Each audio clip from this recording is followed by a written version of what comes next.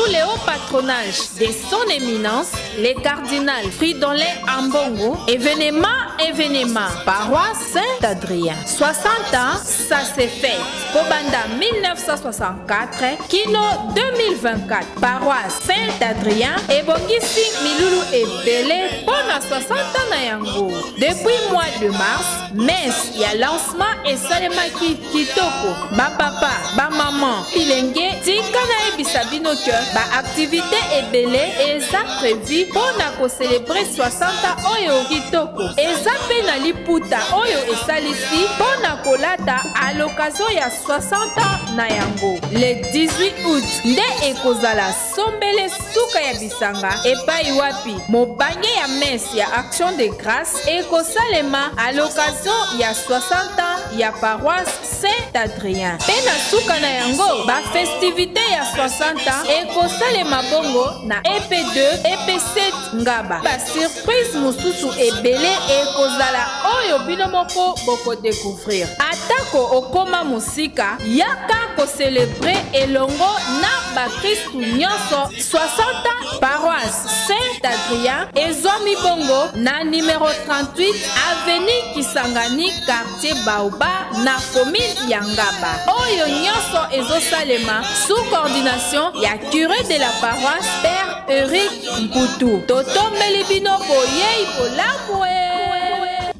Beauté Balandia, Info Plus HD, ça toujours ngai simple servante Sabino Bodé pour la matinée de Babinga ngai j'étais pour la mono melelo na fandina bato ya lokumu bato oyo bapesa biso mayele bato basala na kebiso tozalelo ndenge tozali boye to solola na bino kasi ngai lelo nazo solola na bango na likapo moko oyo ezali mutu ya makasi ezali bongo 60 ans, il y a paroisse Saint-Adrien, on a commune Yangaba, avenue Kisangani, numéro 38. Ils ont fêté 60 ans dans Bango, ils ont séquité. Ils ont 60 ans. À comme on a âge et sagesse, sans plus tarder, toquer la présentation, il y a moko na Bango, Bakoye Bisabiso, Bazaba Nani Nakati, ya paroisse Saint-Adrien, Mbote Nabino, Papa Tobandi na yo. Monsieur Dieudonné Zumbu, je suis paroisse Saint-Adrien. Merci beaucoup, Papa Dieudonné. Tu continues. Maître Lodi Bakumba, membre de l'équipe pastorale et puis président de la commission de jeunes dans la paroisse Saint-Adrien. Merci beaucoup, président de la commission de jeunes et la paroisse Saint-Adrien. Maman. Ngai, madame Kisisa Micheline, Nazali, Moyengi, la CVB Yohan Mobatisi. Dans un service d'accueil et service à Bakoum. Voilà, service d'accueil, service à Bakoum. Et on a le bail qui est là dans un bateau à Botosi Mingi, comme Bakoum, Nde à Guana, comme Botosi. Papa Toké Panayo. Merci, maman journaliste. Ngai, papa Jean-Baptiste Makwata. Nazali, président de la commission justice paix à paroisse Nabiso Saint-Adrien.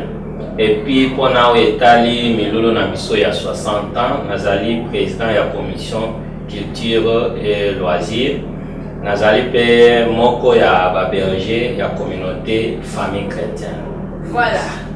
Président de la commission justice et paix dans la paroisse Saint-Adrien. Paroisse Saint-Adrien, c'est Mobimba. La justice et paix dans la carte. Donc, ma sécurité. Toké kuna na suka papa, ce qu'on se présenter, Balandia Info Plus HDP, baye baye. Hey papa Evi, Makuba.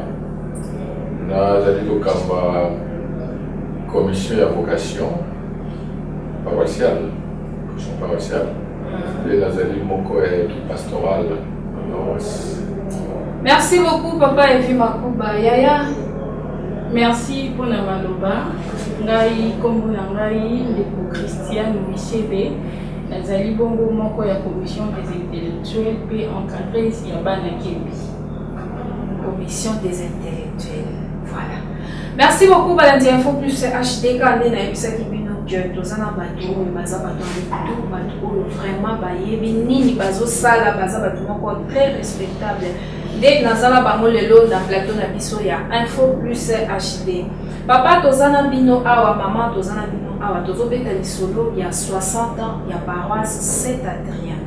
tolingi toyeba nangai na balandi ya Focus HD tolingi toyeba historique ya paroisse Saint-Adrien. Paroisse Saint-Adrien bandaka ndenge nini soki mutu moko akoki kobetela biso. Moi je préfère que papa Dieu donné kobetela biso lisolo ya paroisse Saint-Adrien po tozoma boyebi.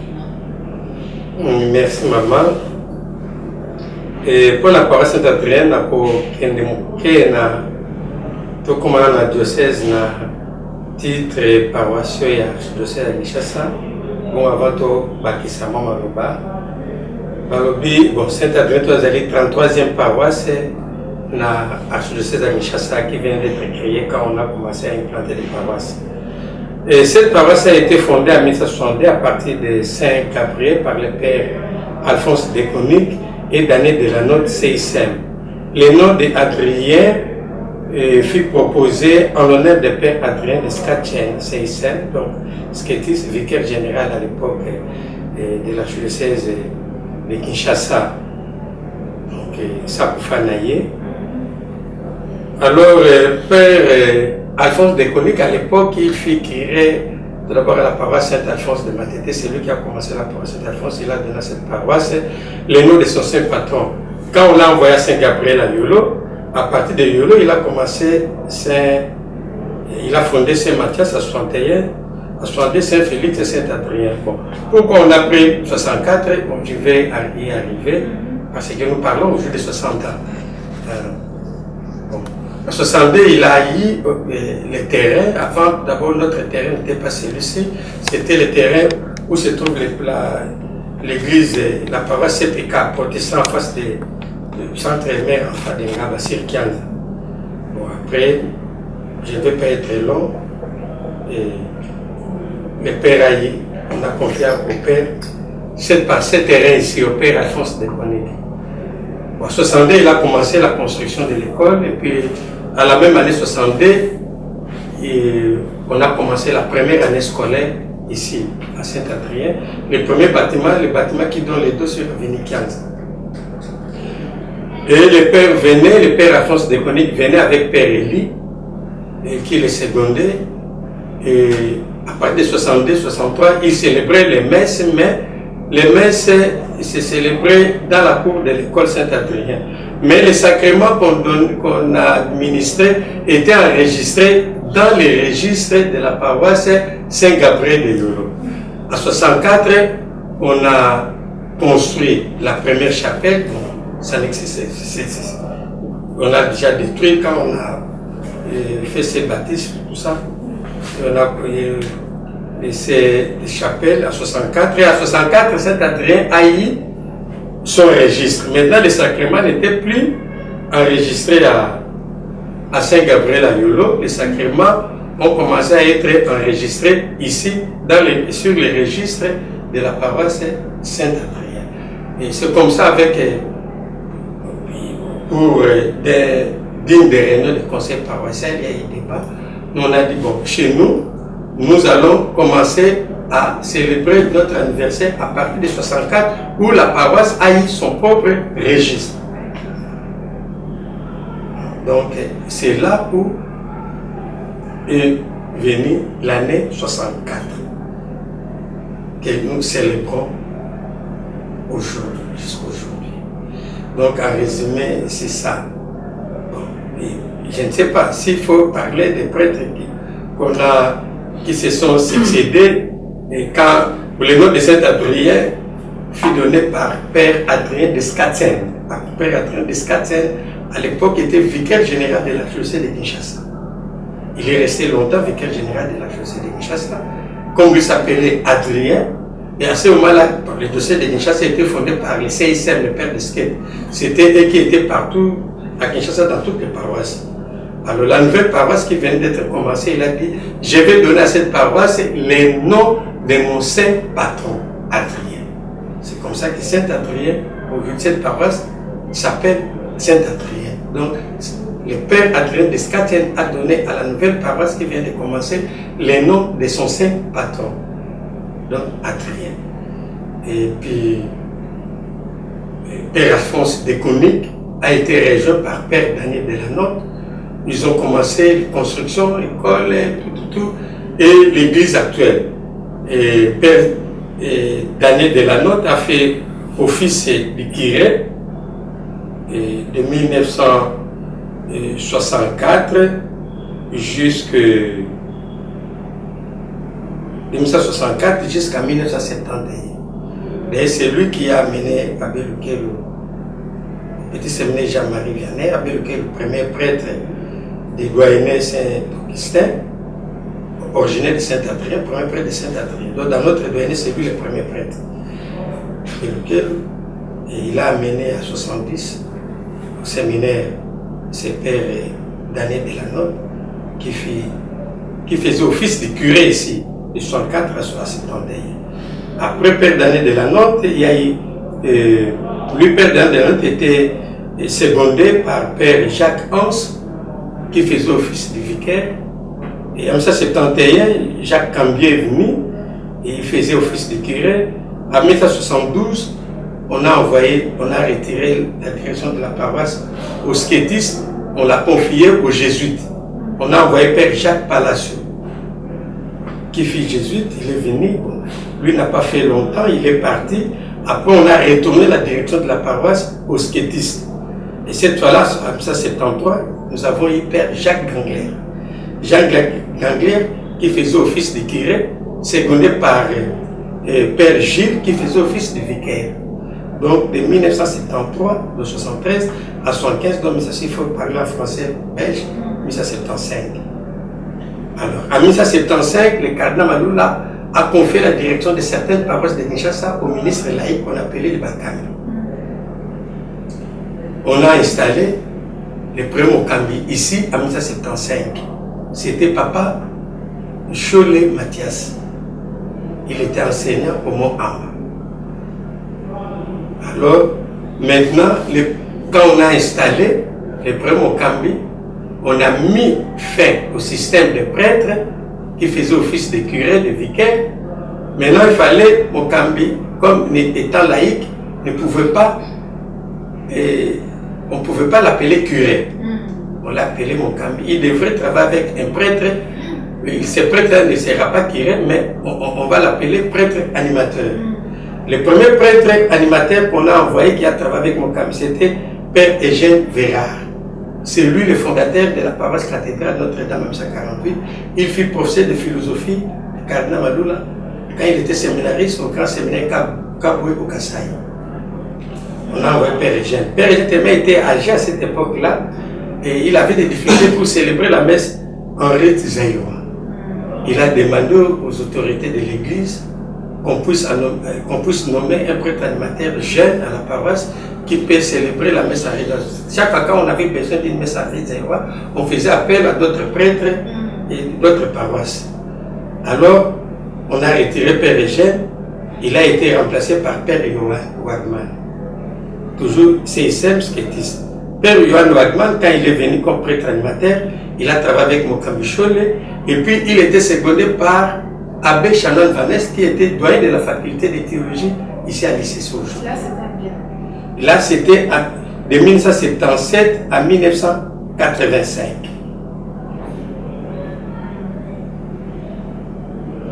Alors, Abbé Shannon Vanès était prêtre diocésain du diocèse de Bridge en Belgique. Alors, quand Père Johan est parti, les skétistes sont tergiversés pour envoyer un prêtre animateur ici. Et le cardinal Maloula a contacté Père Alari, qui, avec Daniel Delanotte, s'occupait de l'implantation des paroisses et gérait la commission de Bakambi au niveau de l'archidiocèse. Il a dit au Père Alari et Delanotte de lui trouver un prêtre. Alors, Père Alari, comme il habitait la commune Canisius, à Kimoine, dans la communauté des Jésuites, il était l'ami des supérieurs des Comboniens, ou Père Théo Loger, qui était envoyé à Kinshasa pour construire les scolasticats des Lazaristes. Père Alari va contacter les supérieurs des Comboniens, dit bon, le cardinal Maloula m'a demandé un prêtre pour nommer à Saint-Adrien comme prêtre animateur. Si vous avez un prêtre combonien, et comme ça vous me le proposez, je vais le proposer au cardinal Maloula. le supérieur de Combonia dit, je n'ai pas un prêtre disponible ici, mais j'ai un prêtre lazariste qui est un nouveau prêtre. Donc il venait d'être nommé, bien qu'il a 52 ans, mais il venait d'être ordonné prêtre, pardon. Il est là, il est venu pour commencer la construction de l'ère scolastique à Kimwendo. Alors Père Alara a demandé de le mettre en contact avec Père Théo.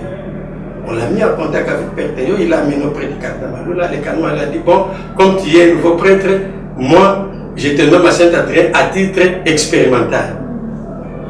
C'est comme ça que Théo a été nommé à 85 comme prêtre animateur, mais à titre expérimental. Alors Père Théo est resté de 85 jusqu'à 1992-92 prêtre animateur. Mais il était toujours secondé par Abbé Charnal Van Est, qui était doyen de la faculté. D'ailleurs, la messe en français, quand on l'a commencé, c'était avec Charnal Van Est. Alors, Père Théo est resté jusqu'à 1992. Pour ça, on avait Mokambé par. Là, on avait maintenant plus Papa Chole, parce qu'il y a eu permutation de Bakambi en 1981. Chole est allé à Saint-Laurent, Mungu est venu à Saint-Adrien. Et Père Théo a travaillé avec Mungu. Et à 80, jusqu'à 92, le Mokambé est parti. Ça, c'est la télévision, on ne dit pas la raison pourquoi il est parti, mais il est parti.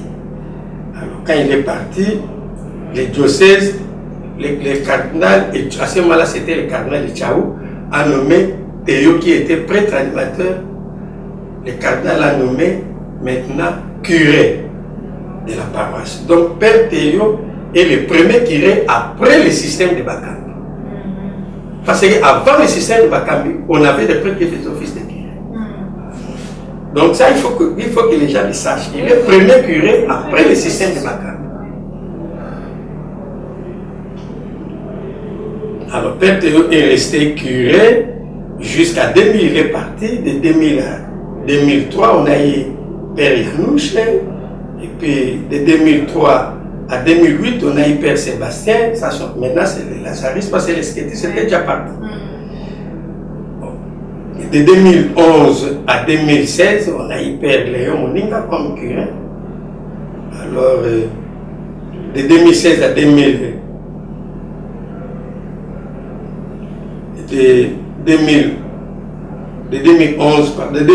à 2011, Léon Moninga. De 2011 à 2016, on a eu Guy. Et puis de 2016 à 2018, on a eu Père Blaise. Et de 2018 à 2022, on a eu Pascal. Et de 2022 jusqu'à aujourd'hui, on a le Père Eric. Alors, s'il faut dire un peu ce qui a été fait, bon, les activités de la paroisse à l'époque, bon, c'était nous quand on était à l'époque, c'était le groupe Xavieri qui organisait et la Corita et la chorale. On chantait toutes les messes. Alors, voilà. Je pense que Balandi Info plus HD, Christinian, qui est vraiment historique et apparemment c'est Adrien. Donc, la place où on a proposé la question, papa, il m'a répondre à la question. Donc, attendez les camboumons, quoi, si madame Moussou, qui est dans le à nos jours. Donc, avec les solo, il y a 60 ans, surtout que nous sommes en 1962, donc 62 ans, avec les solo,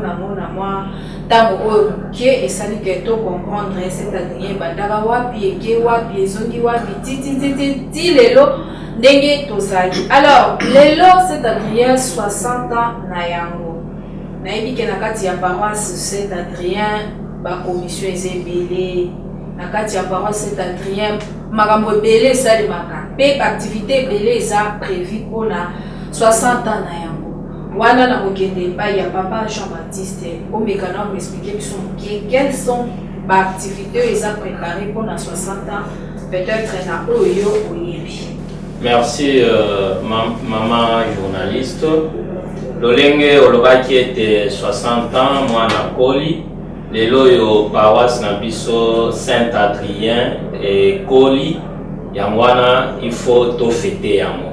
On a relaxé à solo tozali ba paroissien tolengeli ba activité epelé ya mopenza to koma na mokolo yango wana ya le 18 août 2024 na nzela ya makanisi ya sango mokonzi Eric Putu tozali na activité lokola ballet et poème ou déjà to réalisé nzango kebo conférence ba mama catholique ya paroisse Saint-Adrien vraiment ba sepelisaki ba paroissien na nzango pe na kebo ba conférence wana tozalaki na conférence oyo commission justice pe lingelaki pona kosunga penza ba paroissien na nzela ya code de la famille oto yokaki ndeko Gilles Tobo wazali professeur monene docteur na droit canon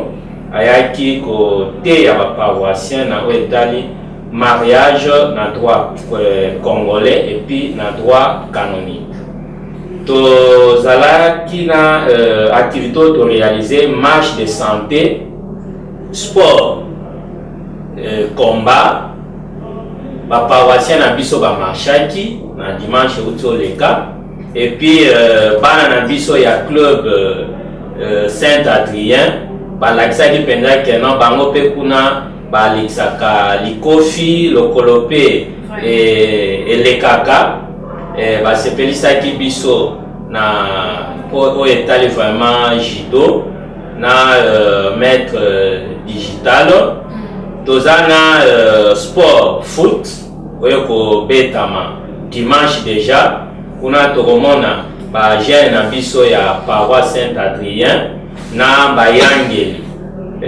ba vétéran to ko tala penza bayangeli ya paroisse Saint-Adrien bakoyamba équipe adverse ya bayangeli ya doyen na biso Saint-Augustin dans le mingo penda ya lobby ekozala Putulu awa na Saint-Adrien tozana génie en herbe ya bana na biso baka le français par la musique bana na biso bakoyembela biso lopoto monton son kuna yeme papa Evi Makuba azakuna tozali lisusu na exposition ya ba photo ndenge papa Dieudonné alobi ba image ya basango baleka tokomona yango et puis tozana ba film ya ba différents événements ya paroisse o biso to viva événement nyonso tokomona yango bakolexela biso tozana spécial salongo biso tozana commune ya Ngaba. Alors, tokondima te tout autour ya paroisse na biso ezala salité ba paroissien pe ba lobby esika bazana ba CVB na ba veni ba kosala salongo wana po na kolite contre insalubrité donc assainissement et kosalam tozana activité lisusu ya concert religieux o ba chorale na biso po toyebike na archidiocèse na biso ya Kinshasa parmi ba chorale yemba kitoko ba chorale na biso pe à Saint-Adrien ezali tozana chorale Mama Maria, tozana chorale Maranatha, Elikia, ba chorale za ebele penza kuna concert bao ba linga loyembo baya ba koyoka. Alors wana ezali ba activité et bongo to kenoshite penza mokolo Putulu ekozala wana Saint-Adrien fête anniversaire mwana koli akoki 60 ans, ça se fête le 18 août 2024. Bandeko nyonso balingi kosepela na ba paroissien à Saint-Adrien baya au vivre en live au nyonso biso tolenge. Merci maman. Sous le haut patronage de son éminence, les cardinal Fridolin Ambongo, événement, paroisse Saint-Adrien. 60 ans, ça s'est fait.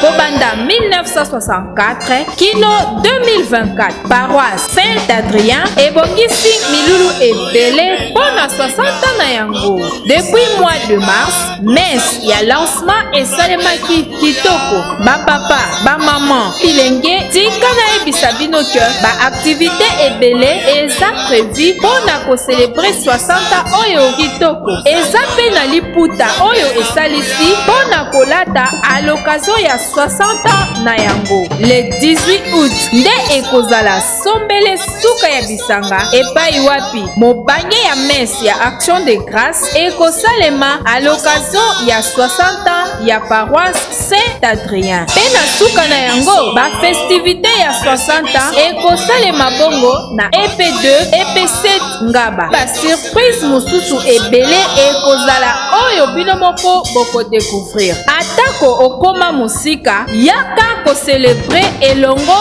na ba Kristu nyonso 60 ans paroisse Saint-Adrien ezwami bongo na numéro 38 avenue Kisangani quartier Baoba na commune ya Ngaba. Oyo nyonso ezosalema sous coordination ya curé de la paroisse Père Eric Mputu. Totombeli bino boyei bolamwe.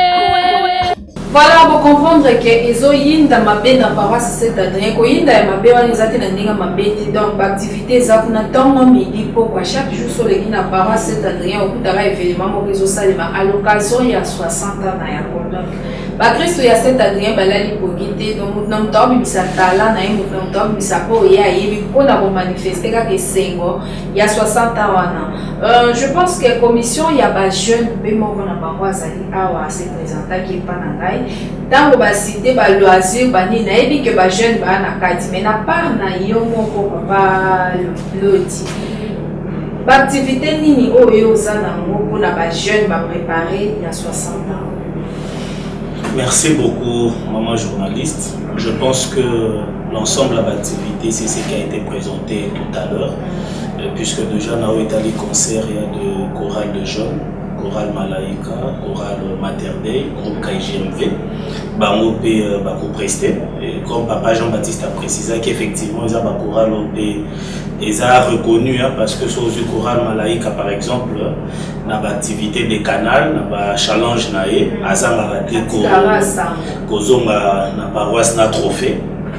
Donc ça la démonstration na bango, to qui déjà génika, ils ont bilingué, ça là, mais aussi na cadre ya football côté commission ensemble na ba groupe de jeunes au Tokobanda le 28. Papa PC programme et pas la bus un mini tournoi, c'est-à-dire les jeunes déclarent qui là qui na place match beta maman le groupe ezebele basenga qui na commission et solo là qui na ba commission ezali attitré na organisation na yango et côté ba jeune les match beta maman mokolo le 28 c'est tout un mini championnat et ko beta na phase aller retour et aussi la finale le 17 août afin que le 18 na mabonga mission ezaliwana trophée et pesama na groupe de jeunes oya kolonga na mini compétition voilà benza na mokuse autour kolonga. Voilà, donc compétition ezala on va dire aux mini mais ezaka compétition parce que vainqueur a posala. Exact. OK.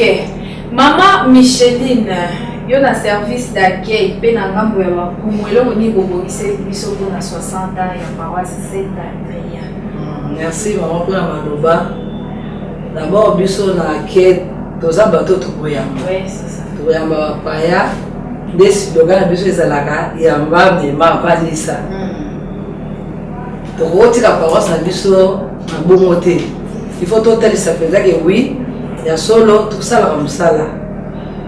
Kutu na liputa onengeza wana uniforme na biso jour wa trozaka na kata uniforme trozala chama chama te alors pour la bankumu pe toza ba ministre extraordinaire to soa basango lokola messe kozala monene jour wana bato bazala pe belé alors biso ba bankumu tozala wana pona kosunga basango pour la vocabulaire omi.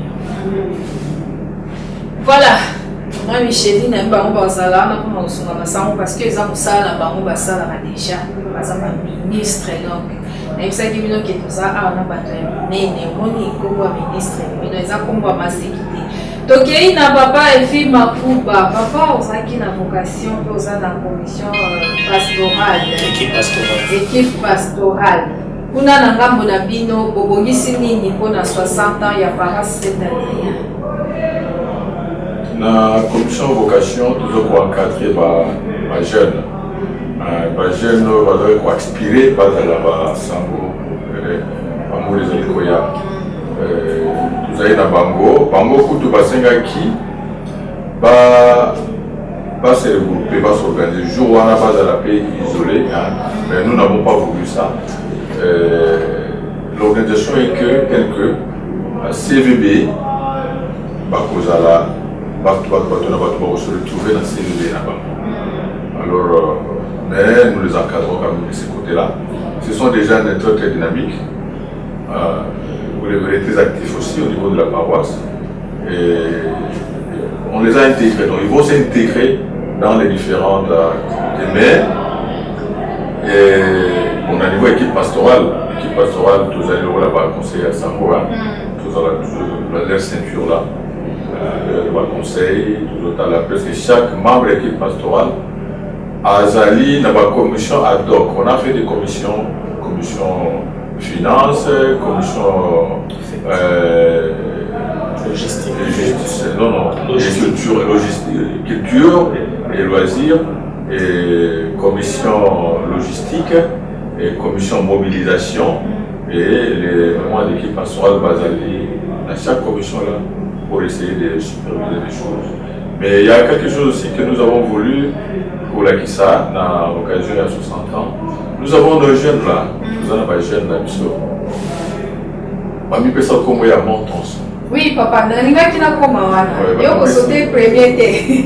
Nalinga kina loba, nalinga ki aussi sala makambo ya ba commission. Après tokei wana na tuna ba montant so ba bongiseli biso nini pona yo kaki président Koto ya lobaki ke bango pe ba kozala.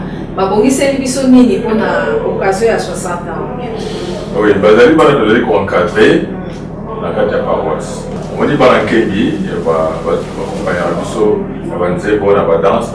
Nous avons voulu faire voir aussi que, à part Banzembo, à part la danse,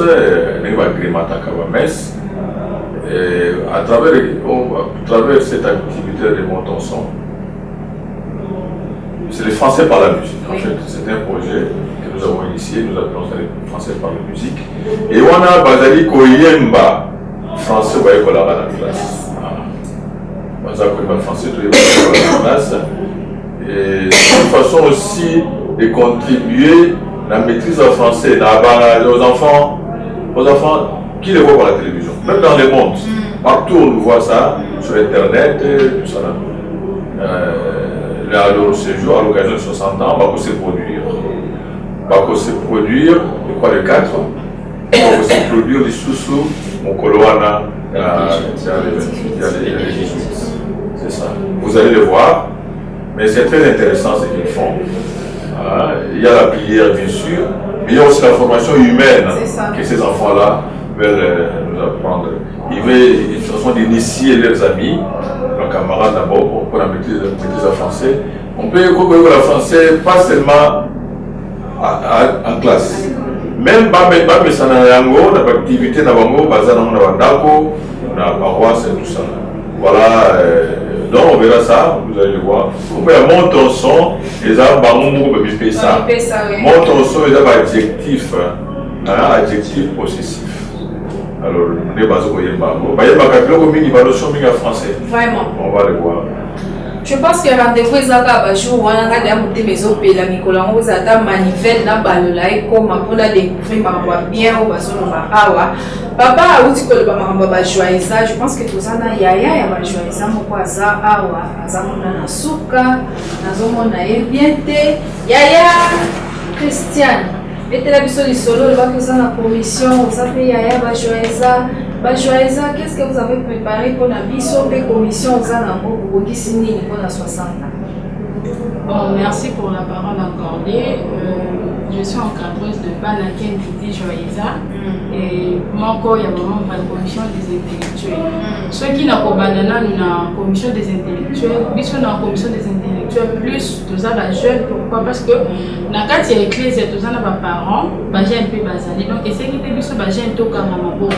sur ces biso pe nanga buna biso ya commission des intellectuels to lengela ki bon activité telles que conférence na biso ezo porter plus sur l'entrepreneuriat parce que na monde ya lelo plus na Kinshasa to monde pe ba jeune mutu no so komi ko buka a débrouiller moi eloko moko boye mais manière ni na ko débrouiller donc ba stage wana pona ko mbika ko débrouiller malamu to landaka yango bongo na ba formation parce que to tala pe to za na commune ya Ngaba plus ndenge ba samwekenda ba jeune ya Ngaba bazaka ka ba kuluna bazali non formé or c'est faux surtout biso na Saint-Adrien en tout cas formation ils a assuré voire même na ba école na biso ce ko ki moni bana na biso oyo moni ba parents na biso moko ba jeune donc formation vraiment ils a quitté yango wana tosala campagne na ba jeune plus ba ko adhérer na commission parce que na commission des intellectuels na kati wana tosala ba formation to monde tosala ba formation éducative na ba formation éducative to ko joa ndeti bande ko na biso ba uti ko fêter examen d'état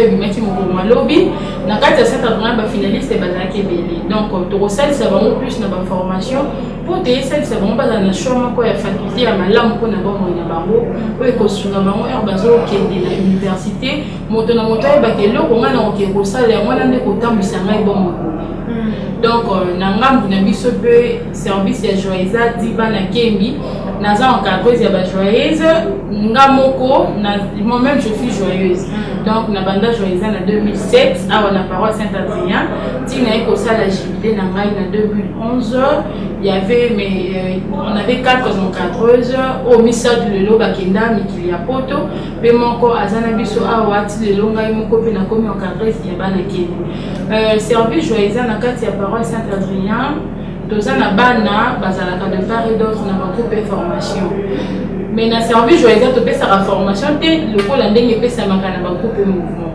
donc tozwaka bana na biso âgé de 6 ans à 11 ans tozalaka na bango na service ya joyeuse toyekolisaka bango badanse ezopesa lokumu na nzambe tomona bango plus na kati ya misa soki misa ezali bana bakembisaka vraiment lotalo donc altar bana wana mike babinaka liboso barendaka honneur na nzambe donc sur CP de profiter pour lancer lisusu appel parce que là nous encadrons plus de 100 enfants toza na bana bautaka de part et d'autre donc baboti oyo baza nano na bana na ndako toza na moment ya congé torefitaka na bana na kati ya paroisse mardi mpe mercredi vraiment bajoyeuse babinaka fort bango so babina na messe ifo sepelaka boyokelenge parce que yango nde mosala na bango bakona basali na nzambe na baage oyo baza na wana tozokende mpe na suka ya émission na biso namoni mama Angèle soki okoki koyebisa biso oza na commission nini na kati ya paroisse mpe na kati ya événement oyo ya 60 ans mpe commission na yo eprépare nini mpona célébration ya 60 ans.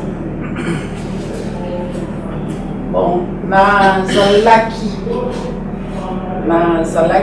na équipe pastorale et puis nazalaki pe maman présidente ya maman catholique.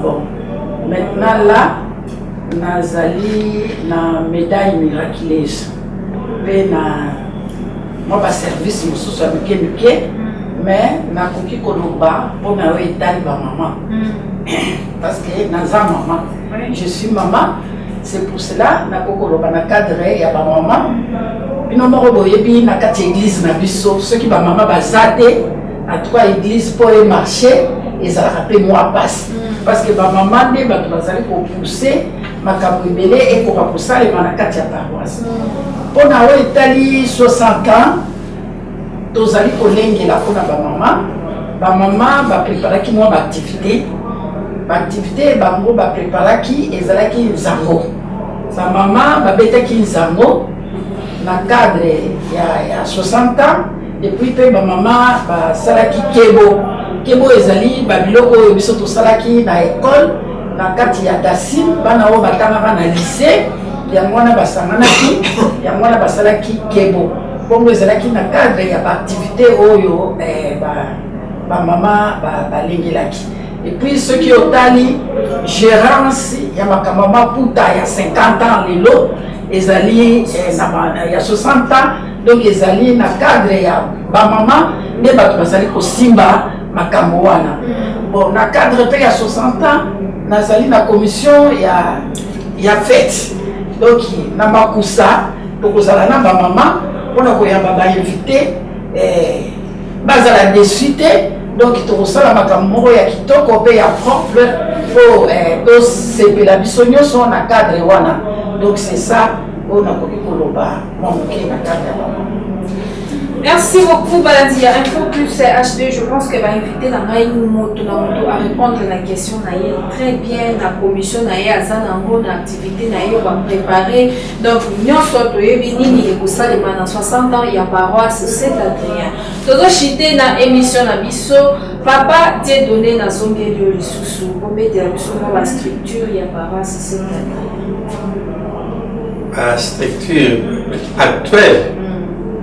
Bon, actuel, je suis paroissien, mais je ne suis pas en activité. Je crois que Papa Yves qui est mieux placé. Mais s'il faut parler, bon, comment la paroisse a été structurée, depuis peut-être que Papa Yves pourra compléter. Et actuellement, bon, au début, bon, les activités de la paroisse étaient organisées par les prêtres eux-mêmes. Il n'y avait pas de commission, même quand la paroisse a commencé. Même quand on a installé Bakambi. L'église a évolué, hein. Il y avait seulement des services. Il n'y avait pas de commission, il y avait des services. Les commissions, on commençait à parler des commissions à partir de 1974. On commençait à parler des commissions, commission des jeunes, commission finance. Commission finance, il n'y avait que deux commissions là. Et puis la commission de la liturgie. Avec les trois parents. Et les autres étaient des services et mouvements. C'est par après, quand la paroisse a évolué, il y a eu, au niveau de l'archidiocèse, il y a eu des commissions comme on a aujourd'hui. Donc il faut parler, parce que moi je voudrais parler, moi je parle de l'ancien temps. Mais aujourd'hui, la façon dont la paroisse est structurée, je crois que Papa Yves pourra... Ok, d'accord, Papa Yves, qui peut compléter, Papa Dieu donné, dans l'état structure de la paroisse. Il y a un document de l'église de l'archidiocèse de l'Initiaca, le gouvernement pastoral. En fait, le gouvernement pastoral, il y a des commissions et des mouvements. Je pense qu'il y a eu un petit aménagement dernièrement ici. Il y a par exemple la commission qui parle de la santé. Je ne sais pas exactement comment elle est intitulée. Commission de la santé. Il y a un conseil économique, qu'on a ajouté là. Mais sinon, je crois que officiellement, comme dans toutes les paroisses, nous n'avons pas moins de 15 commissions. On n'a pas moins de 15 commissions. Il y a les commissions et les mouvements. Donc c'était un peu ça. Et maintenant, chaque commission, chaque mouvement est organisé et bien mis en place. Il fonctionne avec un président et un vice-président, secrétaire adjoint, et trésorier adjoint, et puis quelques conseillers. Vous verrez par exemple tous les anciens présidents des commissions dans l'équipe là. Vous voyez un peu l'équipe des 6 élargie. Et au moins on a un président qui font les conseillers. Je crois que c'est ça. Il fonctionne comme ça que la paroisse fonctionne. Donc il ne fait pas exception. Presque toutes les paroisses, c'est ça. Nous avons pas moins de 15 commissions. Vous avez des mouvements aussi. Et au sein des mouvements, il y a des services. Surtout par exemple, dans la liturgie, vous avez beaucoup de services là-bas. Oui, la Colita, vous avez l'électorat.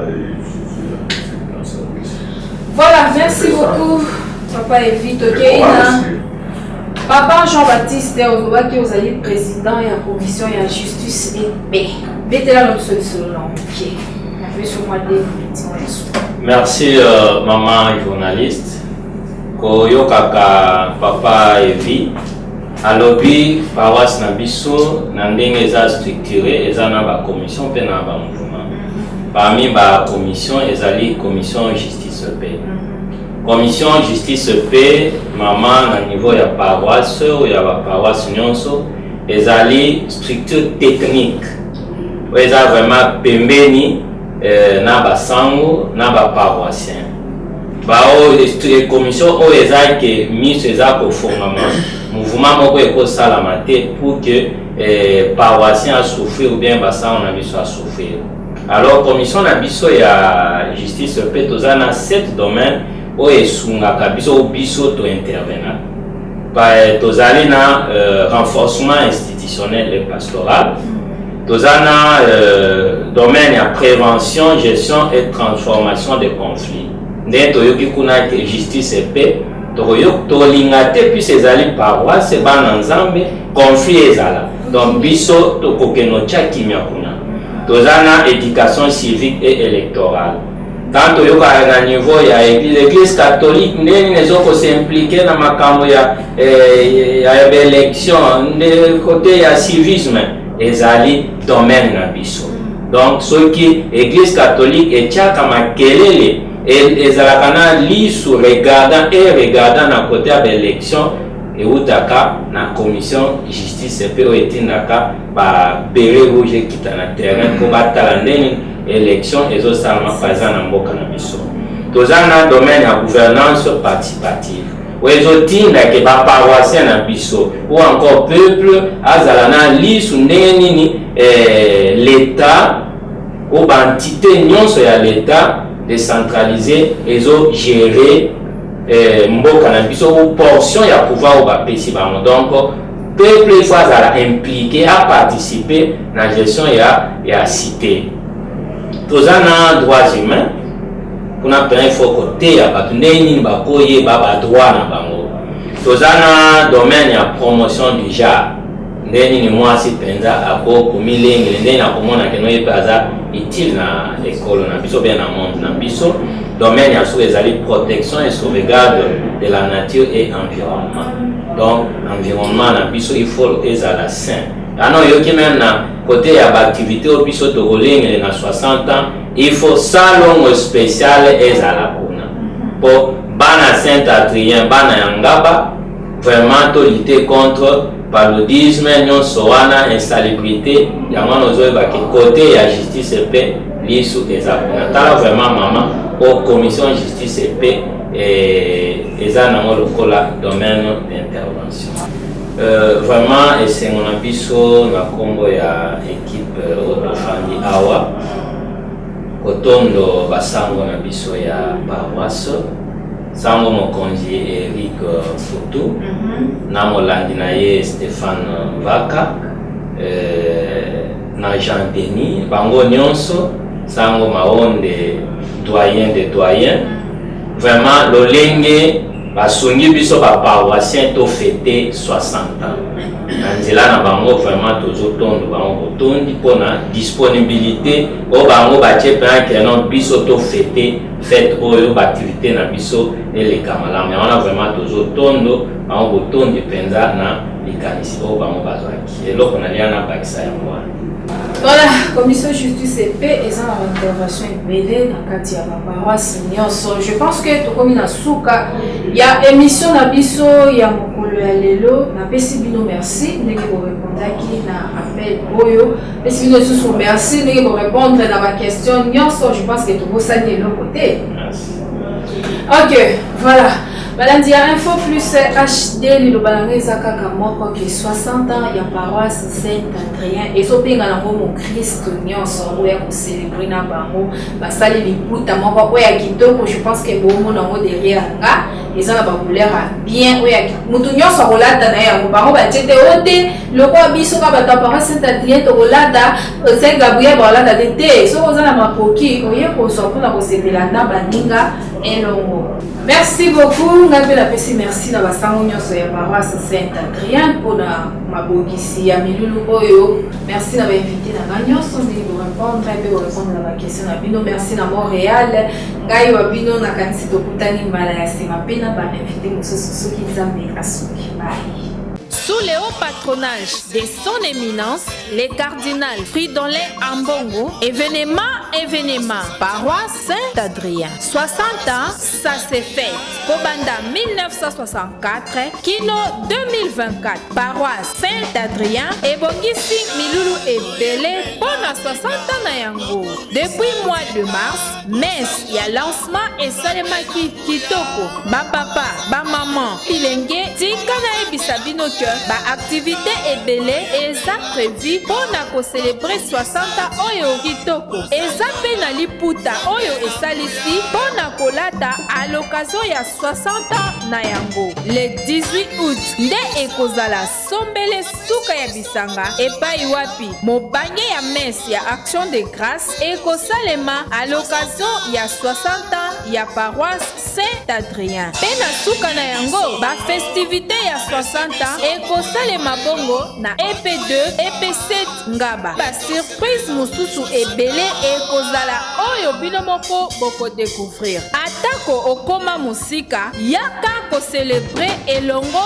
na ba Christu nyonso 60 ans paroisse Saint-Adrien et Zomi Bongo na numéro 38 avenue Kisangani quartier Baoba na commune Yangaba. Oyo nyonso ezosalema sous coordination ya curé de la paroisse Père Eric Mboutou. Toto Melibino boyei polamwe.